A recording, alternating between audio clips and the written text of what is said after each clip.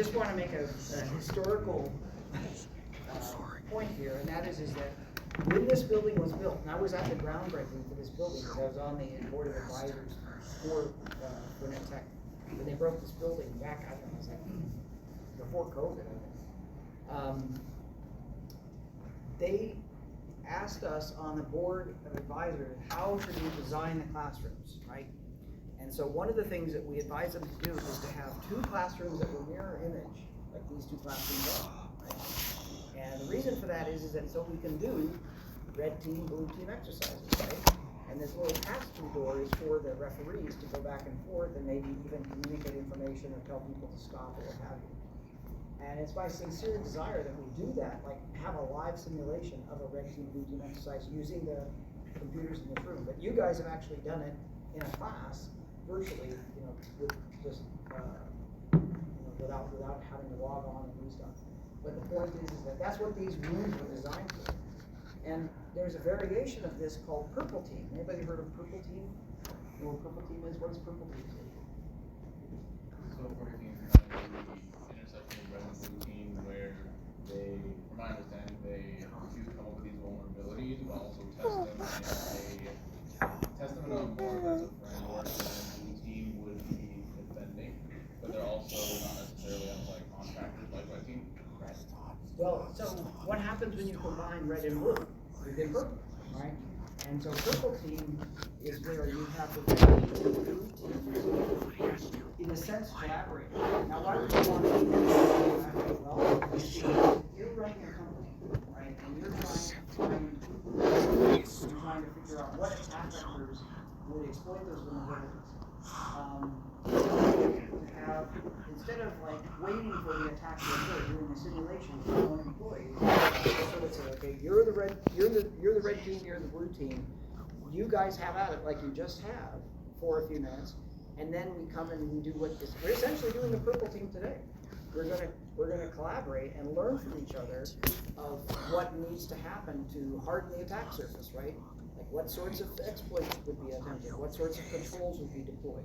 And so that way it's a more efficient and preemptive way of hardening an attack surface that a lot of companies use. In fact, if you have a chance, there are certain agencies around town that will have free Purple Team exercises, and you can go and participate in them. And they're actually quite fun. They take maybe a few hours, and everybody learns a lot from that exercise, and it's a very efficient way to help harden attack surfaces. Okay, so now the red team is going to talk first. So now what attacks parameters are you going to use to try and get your way in and exfiltrate the data? All right. So we base our strategies around the goal that we're going for. We're going for the consumer database. So we're going for personal information, say payment info, etc. The weaknesses we're exploiting are not like non-tech savvy employees, but also the customer endpoint. For one, we're using social engineering with methods like phishing, maybe spoofing, skimming IDs for their RFID signatures. We're exploiting weak admin passwords with rainbow tables on the website, and then even exploiting the design of the customer-facing site itself by using tools like Metasploit to find exploits that might still be possible, like SQL injection.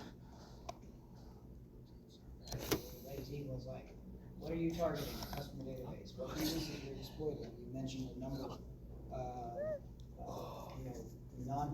non-tech savvy customer endpoints using social engineering. And I'm sorry, what would exactly? What was your attack vector? What were you doing specifically? So exact attack vector.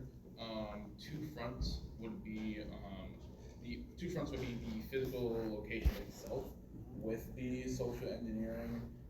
Like for example, applying for a job, going to an interview, getting access that way, hanging around like a watering hole type attack with skimming IDs from there and getting physical access that way. While the other surface is digital with the website itself, where we're exploiting admin password using a rainbow table, brute force, and also actively looking for exploits for the framework that the website would use. Xavier's giving you a whole course. I think we're done. We can go home. Just kidding. No, you brought up a lot. I don't want to dwell on a lot of it. You've raised a lot of very good aspects of cybersecurity there, and I'm sure that to some people here it was gibberish, and they're like, well, what is he talking about? But we'll get to all of that, okay? And certainly I can address any of it that you want to. So okay, so you're taking first of all, you have a target customer database. Just what is your motivation for that? What are you trying to make money? Are you trying to embarrass the company? Money. Okay, you want to. So how is a customer database going to net you some money? Is it through ransom? Like you say, I've got this, I'm going to release it, or is it you're going to steal individual credentials and start buying stuff using it, or accessing bank accounts, or? Just take the database and sell it on the dark web. Okay, you're going to sell the dark. The classic. Let the other people do the dirty work, right? More ads coming your way, more personalized ads. So that's a very common motivation. Okay, and then you're going to use now. Hear what they're saying. They're not going to use one attack vector. They're going to use many attack vectors. They're going to hit you every which way they can, right? Social engineering, physical attacks, digital attacks, right? In my network defense course, I show the OSI stack, and I always like to talk about layer 8, which is a human layer, right? But you have to have firewalls are not the same, right? There's a whole variation of firewalls because you have to protect the entire stack. You have to protect the physical layer, you have to protect the data link layer, you have to protect the network layer, you have to protect the application layer, you have to protect every layer, and no one device can do all of that. So that's why we have all these different types of firewalls. People are like, why can't we just have one firewall? Well, because they're designed to do different things. It's like, why don't we have just one car going up and down 316? Well, because a 4-door sedan cannot haul a ton of corn ears or whatever they're hauling, right? So you have different vehicles for different purposes in the same way in your defense. All right, and then you're going to you're going to deploy all of these things simultaneously, and you're going to hope that one of them breaks through, right? So you can pull off the hashes of the passwords, or you can access the physical database server, right? That sort of thing. Yeah. Get one of the employees drunk at a party to get them to cough up the information. Surprisingly common attack vector. That's at least for reconnaissance purposes. In fact, there's a lot of common things that we have to tell people in companies not to do. So for instance, when you are posting a job description, don't talk about specific systems that you're looking for the person to know, because that will reveal what systems the company has. Yeah. Other techniques, the future. Future. I don't know if you've heard about this. It's Future. called the Metropolitan Police virus, where you put ransom, or where you put a certain ransomware on somebody's computer, and it demands them that they pay up a certain amount, or if they don't pay it in like 72 hours, everything will be deleted. Right. That's called ransomware. Yeah. That's a very common attack. And there's a whole, do an hour on ransomware. But ransomware is basically like, what is ransom? You take something valuable hostage, like people's kids get abducted and they want ransom, right?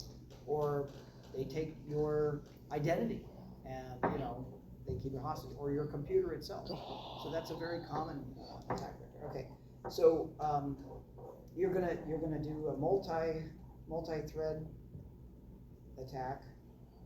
Okay, and I think I've got most of what you're doing. But the thing is that the attackers are not limited to one attack at a time, right? In fact, with AI, they launch a whole multiplicity of attacks. They'll try different variations of the same attack. In fact, what happens now is they come up with what they think is a good attack script, right? And then they will launch 10 different variations of that. and they'll say which of the 10 variations got the most value in terms of like getting through systems or response, whatever, and then they will focus all of their energy on that attack. And they can, it used to be they would have to sit back and wait for the results, and then, you know, after a few days come up with new code for the new attack. Now they can do it instantaneously. That's why AI-enabled attacks are so common now, and that is making the defense's job much harder, right? So we'll talk about AI and cybersecurity later in the course. Okay, so let's hear from the defense. What are the controls that you deployed to try and prevent these bad red guys? Who's the captain? Yes. Yeah, multi-factor authentication. So MFA, okay. It requires our employees to have passwords that are 8 to 24 characters? Sorry, 18 to 24 characters. 18 is more like it. Okay. 18 to 24 characters and have anonymous passkeys for the employers, or for our employees. Their passwords, I believe, are set monthly. Give or take. You're gonna make a change it monthly, okay. Oh, at least we change this month. Slightly. Change the what? Slightly. Slightly, okay. And then for. That's actually a big problem, because people will take a password and then they'll just append a number to it. And they'll say 01, and the next month they'll say 02, and it's very predictable, right? Yeah. That could be an issue, but in any case, go ahead. For users, there is, if they don't like use our application in 3 months or in 3 months, they would have to reset their password, their email and whatnot, or however they log in. Okay, so that smacks to me of audits, to audit usage, right? You wanna audit the usage of applications, and if I don't use a given application that I'm authorized to do within a certain period of time, my access is revoked. Now, why is that important? Because you might have an employee that's left the company. No, this is for customers. Oh, for customers, okay, so customers, Like after like 3 or 4 months, whatever, they haven't used it. they haven't gone online and You think checked their account or bought they something. have to reset their password? What would you do, like send an email, or Yeah. say your account is inactive, we're going to, Yes. you know, freeze it or whatever? Yeah. Okay, interesting, okay. I have a game. Sorry? I got them in game. Okay, cool. And what else? The second thing, we have end-to-end encryption, and that includes that employees have to use devices that are valid within our networks. Okay, so validated devices, okay? For the third thing, we have a consistent monitoring service, or service, which scans our network weekly. It also regulates a recovery strategy for general attacks that has happened to us. If we get, attack, whatever, we will have some plan to recover back fast enough. And we have a consistent security training for our staff. That's like fully controlled. Oh, no, that's part of mine. All right, so let's look at that. So I'm just looking here if let's talk first about the social engineering, right? So if I train the staff to recognize social engineering attacks, that might help blunt that attack, right? Not 100%, because I used to do simulated phishing campaigns for all my employees, and inevitably there would be certain people or certain departments that would always click on the wrong links, and we would say, that's not right. You have to go for more training, because you didn't obviously, in fact, we as state of Georgia employees have to do regular cybersecurity training. It's funny to me because I'm a cybersecurity, professor, and I have to do cybersecurity training that the state does, and every employee, even the janitors, right, they have to do cybersecurity training. And you might laugh and say, well, why the janitors? But the janitors actually play the custodians, they might play a very important role, right? Like if they see a door open, if they see somebody looking at a screen that's not supposed to be there, that sort of thing, that is a potential breach.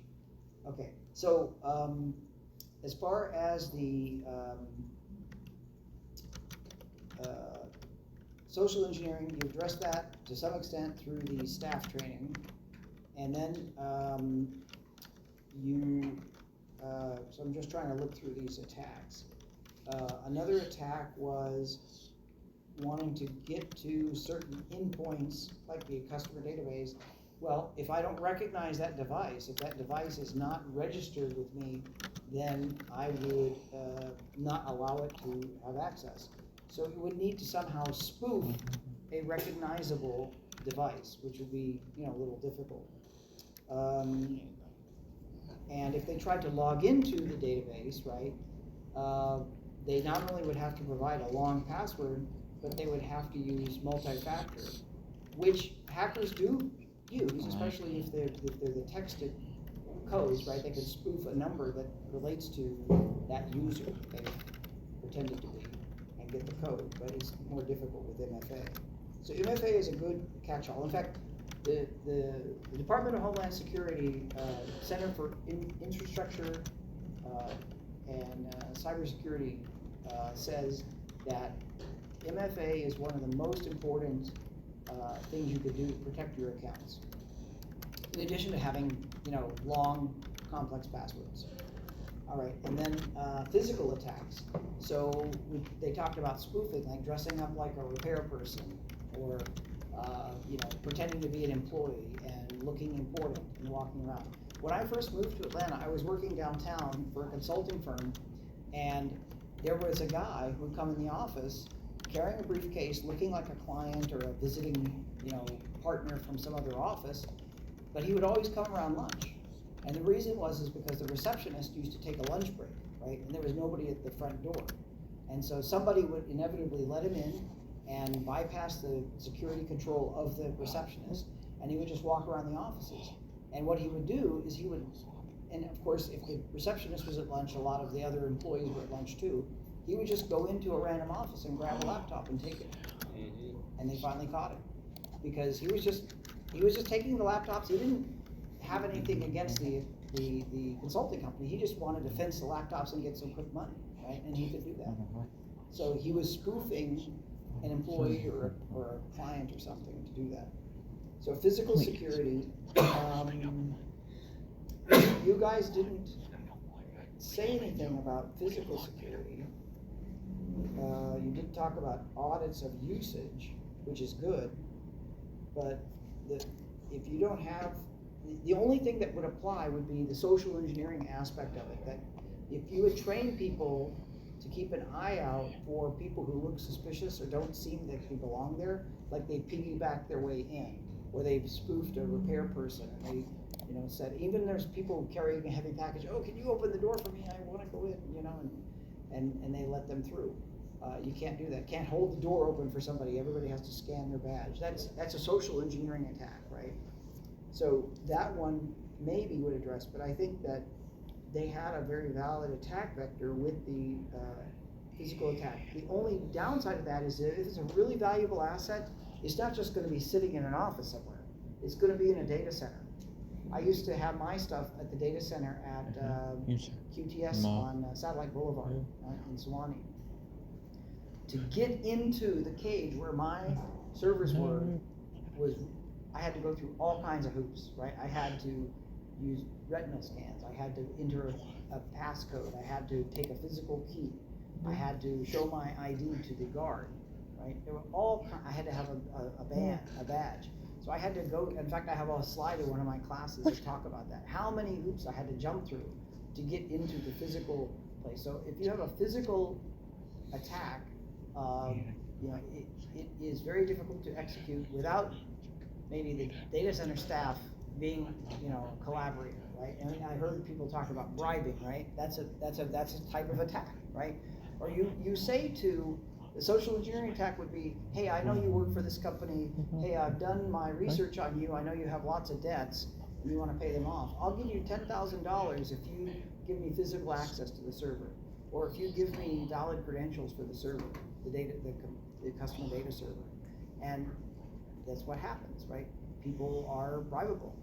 And so that's why you have to have not just honorable people working for you, but the people who are in charge of very sensitive, valuable assets, that they're trustworthy, and that you also monitor, right? You talked about monitoring their accounts to make sure that they're doing things within, their job description. In other words, they're not freelancing, they're not accessing at 3 a.m. for these guys, right?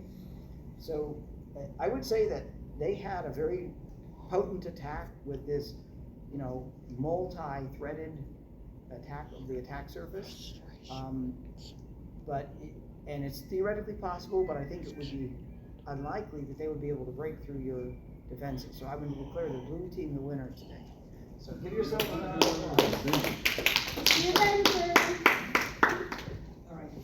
So for our team captains, I have appropriately red and blue t-shirts. And so if these are larges, if these aren't the right size, let me know, and I have some more t-shirts upstairs. All right. So you're officially a cybersecurity blue or red team person. Thank you for volunteering.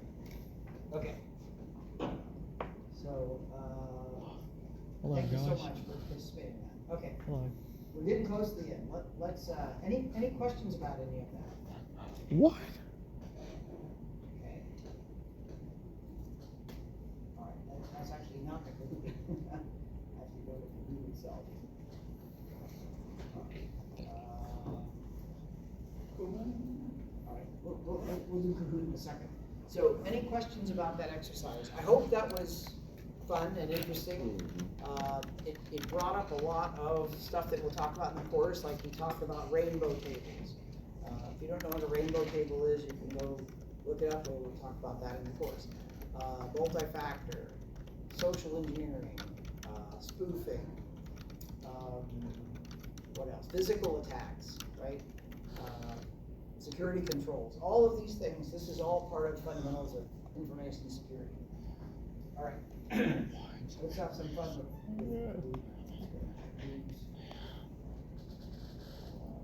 I actually didn't realize I had Kahoots available. I made up two new ones, but we'll do the old ones because they're just good. What?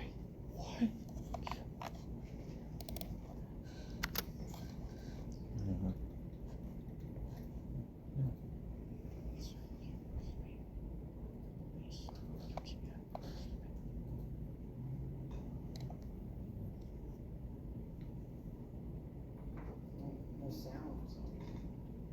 Oh, and of course, that's cool. There we go.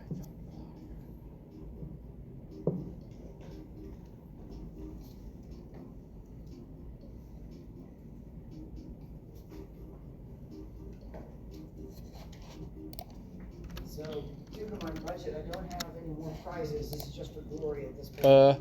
How do I? Sometimes I have. What? How do I log in? Oh, I'm sorry. So you go to Kahoot.it. Yeah. Oh. Not, yeah, if you're doing it on the computer, Kahoot.it. Okay. You can do it on the phone, use a QR code also. What's the pin? It's right up there, 938725. Okay.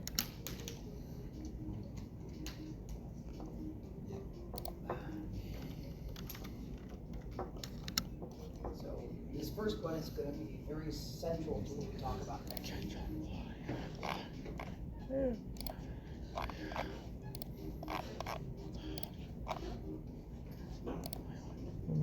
the way, while we're doing that, I just want to point out one thing here.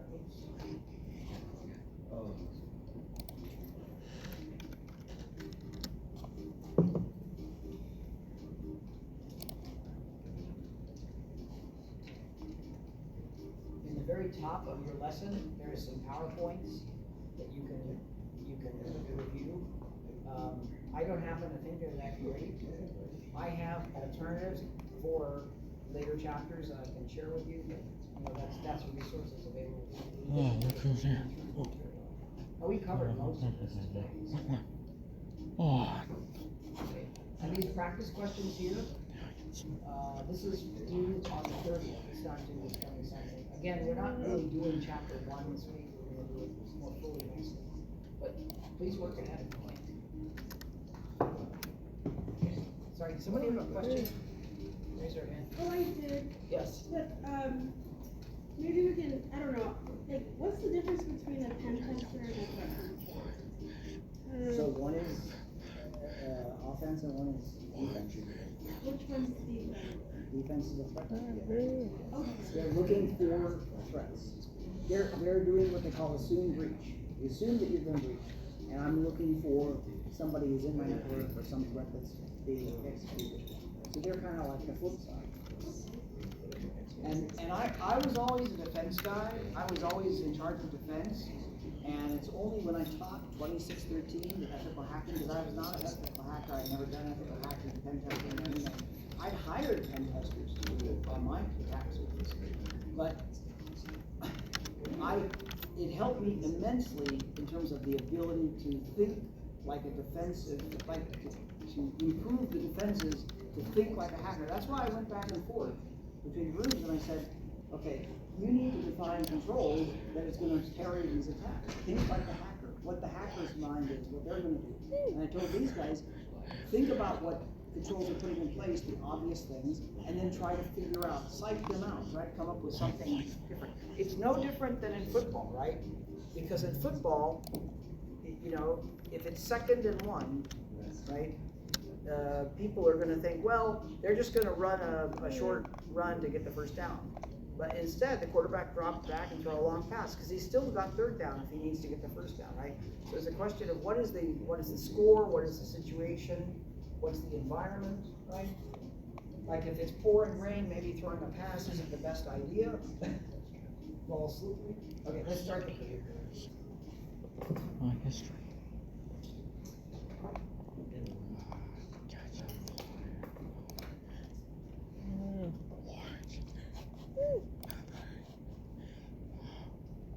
Which of the following is declared part of the CIA information security triad? I'm sorry, I apologize. Which is not, I forgot an important one. Which is not. Or no, sorry, which is part of the CIA triad? Which is part? Which of these is part of the triad? Which is part?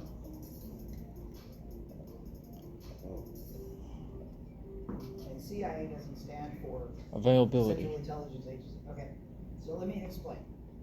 So it's available. What is the CIA triad? Yes. Confidentiality, integrity, availability. Okay, those are the 3 goals of information security.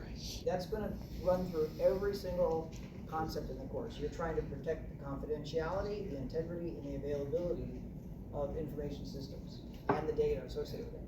So all of these are important. There are a lot of A's in cybersecurity, okay?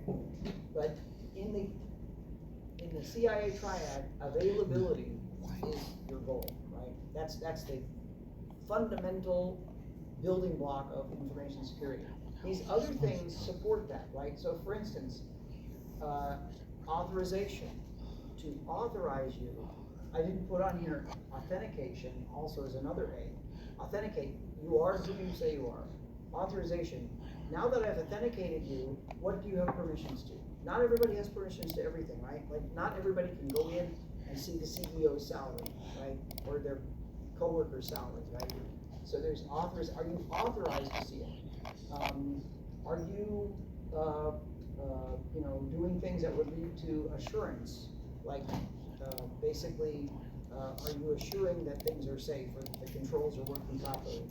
Or are you accountable, right? In other words, I have logs that show your activity, right? Are you using the systems the way that you're supposed to? Or are you abusing the systems? Or are you not using the systems at all and I need to, like Dave was saying, maybe terminate your access. Like customers that don't access their accounts regularly, maybe we send them an email and say, well, your accounts are now going to be dormant because you aren't accessing them. We don't want them to be exposed, right? I always had issues with people because they wouldn't access a certain system, and then we would threaten to, you know, close their account. And then they said, no, wait a minute, I need that system. I said, well, but you're not using it. In 6 months, you haven't touched it. Why do we want to leave that exposed? If you don't need it, let us know. We'll, and if you need it, we'll reopen it for you. So all of these are important. A lot of A's in cybersecurity, but availability is the key one. And we had 6 people get it right. Okay? And that's good because I haven't really talked about it. See, Next question. Dial in first. Yeah. Oh wow, home. Somebody had home, is there? Home. That's clever. That's a very good score. Where's Jay? Jay, congratulations. Sir. That's the only question? Who's home? Oh. Leave back address. Me. That's you. You know, I've That's a done good this one. for now, this is my fourth year. I've done dozens of classes. Nobody has ever done that before. Really? Nobody's ever done that. That's very clever, actually. Nobody's ever done that. That's really good. Yeah, all right, well, and you made the podium too. Congrats to you, okay. All right, so let's this, all right. So we'll do one more. Okay, but everybody understands confidentiality, integrity, availability. Okay? Sir, that was the only question? If you learn nothing else in this course, that's what you should learn, yes. That was the only question? No, have one more. I'm getting to it. Okay. All right. Give you one more.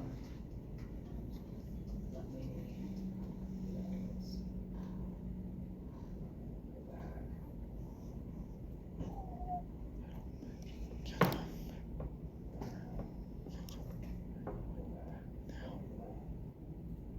There we go. Okay, second question.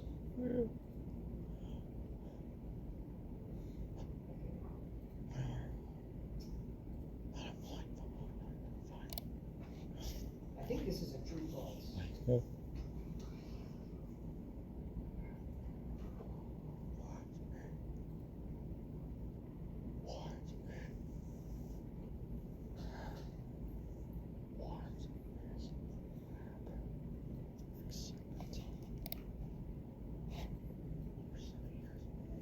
It's a little slow.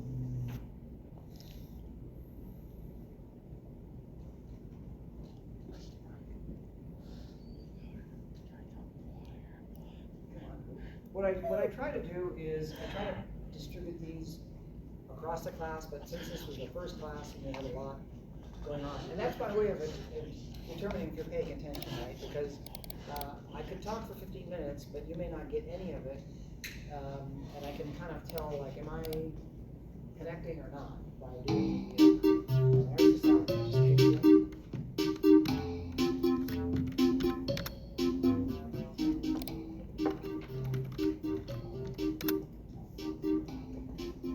So I'll typically do a segment and then we'll have like a Kahoot on it to see if people are following.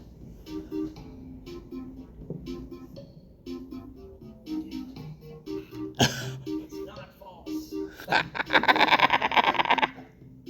Well, that must mean it's true, right? Now, if you think you're that good, then the question is, can you beat the all-time score? You have to be fast and correct. And it's easier to do that with true false. I mean, you got a 50% chance off the bat. I won't tell you what the all-time record score is, but let's see if anybody can get it. I would say any score over 950 is really good. That means you got it like that, fast. Okay, I'm gonna go ahead and play here. I like the sound effects part. I was missing that before.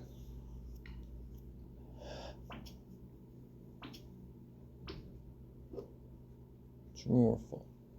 The human layer is typically first to be breached and hardest to defend and harden. A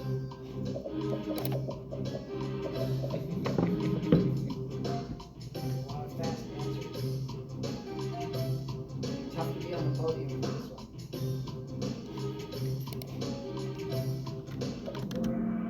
Yes! A few people missed it, okay. Oh, hey. So, the fact of the matter is that, you know, humans are fallible. Humans have emotions, they have moods, they can be persuaded either through, you know, coercion or through alcohol or whatever, and they can reveal information that they shouldn't. And, you know, machines are very deterministic, in most cases, not every case, but the point is that if they say no, it's no. I mean, unless the rule is changed, they won't give you the information unless you're authorized to see it. Of course, you can spoof the machine and pretend to be somebody you're not, but the point is that machines tend to be very unemotional, right? Although that is somewhat changing, I think, with AI.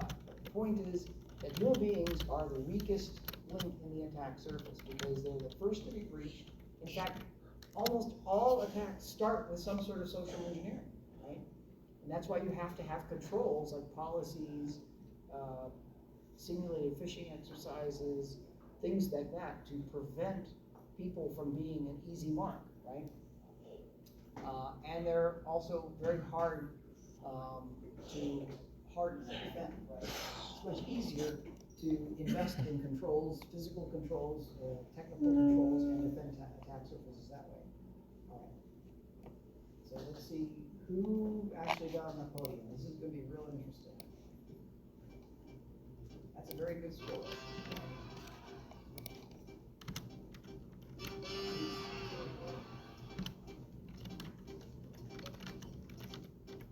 There's me. Okay, so you have a 983. That's good, but it's not the best ever. Close. The best that I've ever seen is a 995. And that was like the guy had it. He wasn't even caring whether he was right or not. Let's do this. Yes. So you mean to tell me that the thing is ranked by who clicked first? Yeah, so it's speed and accuracy is how Kahoot works, right? You have to get the right answer to be on the podium at all, right? And you have to be the first. The person who gets the right answer first is the winner. Very good job, guys. And most people got the question right. Anybody who got the question wrong, is there any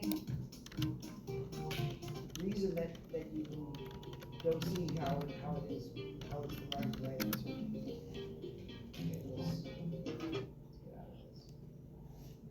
Okay, so now, since we have a little time, I'm going to give you the alternative codes that I didn't have time to put up there, and we'll just show them and talk about them. In fact, we can do a whole time. All right. So remember, in cybersecurity. So I'll give you my slogans that I always give in tours and whatnot, because we do a lot of tours. A lot of people want to hear about our cybersecurity program.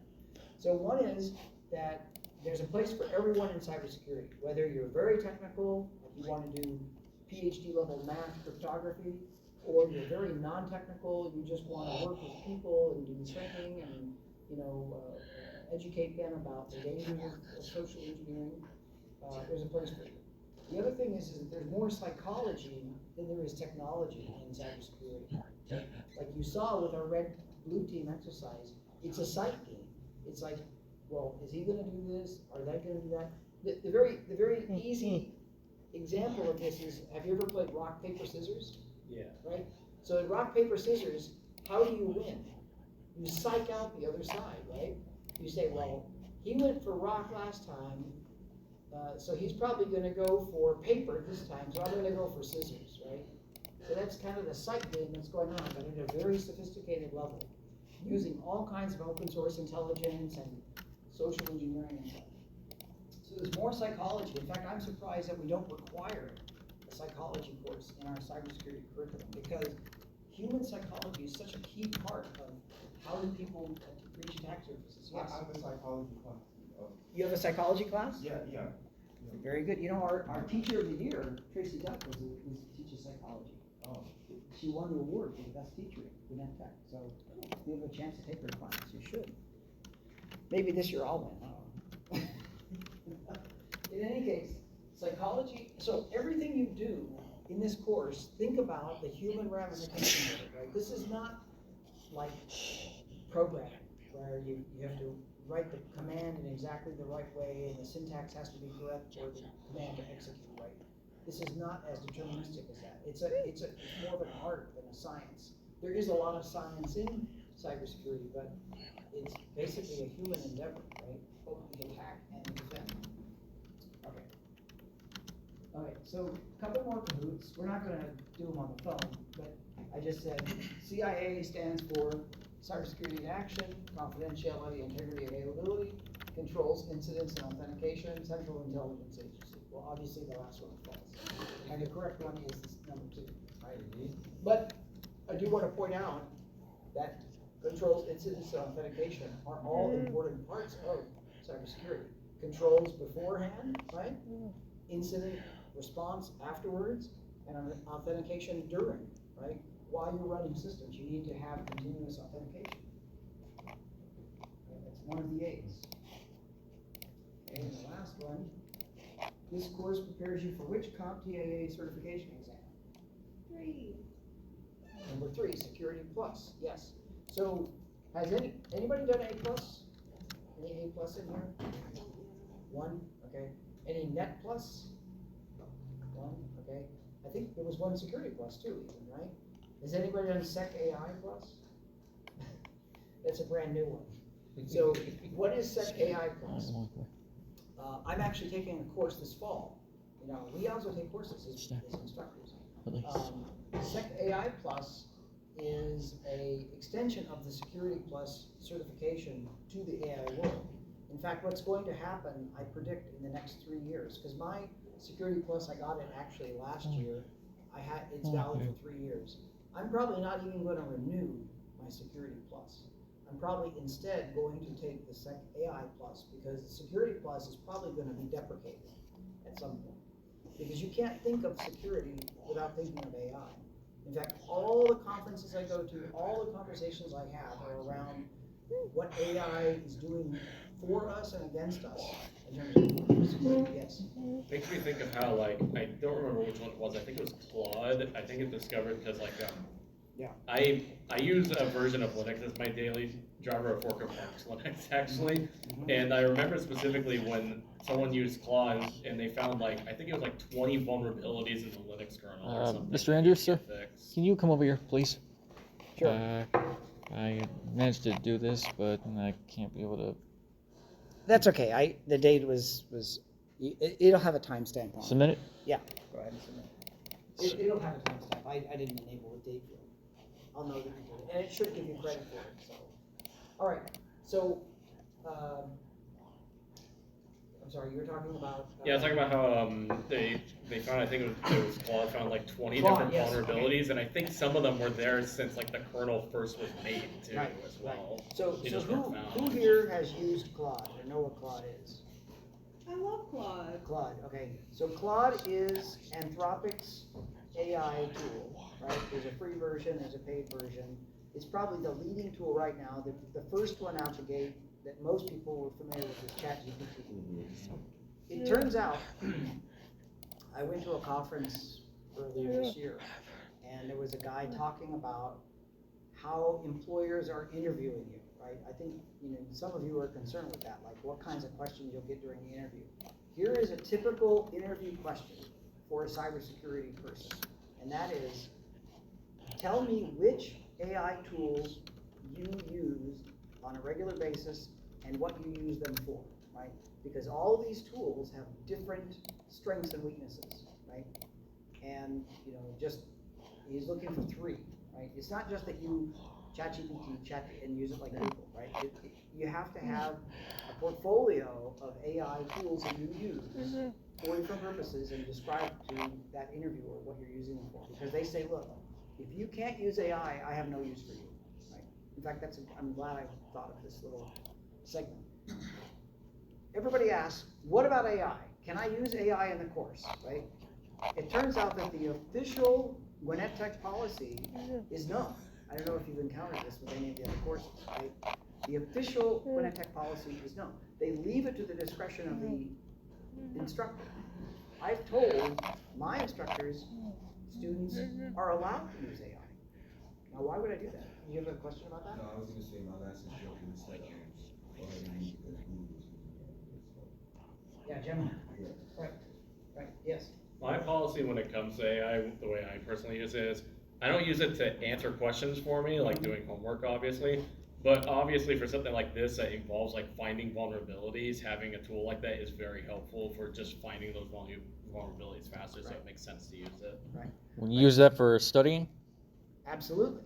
Now, I don't want to lose the thread of the AI Studying? escape, right? Yeah. So you, throughout the history of technology, you have technology, and then you have technology that goes beyond that. Like, for instance, when they first introduced virtual machines, right? They said, well, the great thing about virtual machines is you can have one piece of hardware and you can run all these different applications on it, and they'll be very distinct, right? They won't communicate with each other. So you could actually lease out a multi-tenant kind of environment where you have one application for one consumer doing this and another application for another consumer doing this, and it's all on one physical piece of hardware. In fact, I personally pulled out racks worth of equipment when we virtualized, because you don't need like a whole big row of machines anymore. You just need a few dense servers that can handle 50, virtual machines at the same time. But there is a thing called VM escape. So people are clever. They're on the same physical machine. They figure out a way to hop from one virtual machine to another. The same thing is happening with AI. The AI researchers were saying to the AI, please find vulnerabilities in this sandbox. Well, guess what? They figured out how to get outside the sandbox and attack other tools like Hugging Face, right? So the thing is that now AI has become clever enough that it can, write its own rules. It can go outside of the parameters that humans give it. Yes. I think that's what's interesting about it as well, because here's the thing, I'm kind of neutral about it. Like, I'm always like, I think it can be helpful in the right context, but you have to know how to use it. And when I heard that about that incident, on the one hand, it did technically fail what it was supposed to do, which was find it within the context of the tools, but the fact it found a different vulnerability, I think, is also very helpful at the same time. Well, it was scary enough that the head of Anthropic said, we have to slow down, because if we unleash this thing on the world, right, it can find vulnerabilities that have been hidden for decades. Yeah. That no sophisticated hackers have been able to find, because it's that fast and that smart. Yeah. So what is the proper use of AI in the classroom, right? You can't be in cybersecurity anymore without AI. That's why I encourage people to use AI. However, AI cannot be, a crutch that you use for everything, right? And this is the mistake that a lot of students are making. They're like, well, I'm just going to go through college. My nephew started college this week. He's at GGA. And I'm like, whatever you do, don't use AI as a crutch, because you won't learn anything if you just throw everything into AI, right? You have to actually go through the process of learning, which means trying to understand the concept yourself, failing at the lab, maybe not getting a question on a test right. That's how you learn, is through failure, actually. So, but AI can be used. Now, we don't have a project in this course. I have other upper level courses that have projects. And what people do is they take the project description, they throw it in AI. And I have filters that I can recognize, hey, this was AI. AI can be used, but this is an academic institution where you have to give credit if you used references or you use some sort of supporting, medium. So for instance, if you write an essay, you can't just copy from your neighbor or from an existing book or something. You have to create original content. And you can quote up to the standard typically is 45% of the content can be quoted. That's a big percentage of the content though, but the vast majority of the content has to be your own.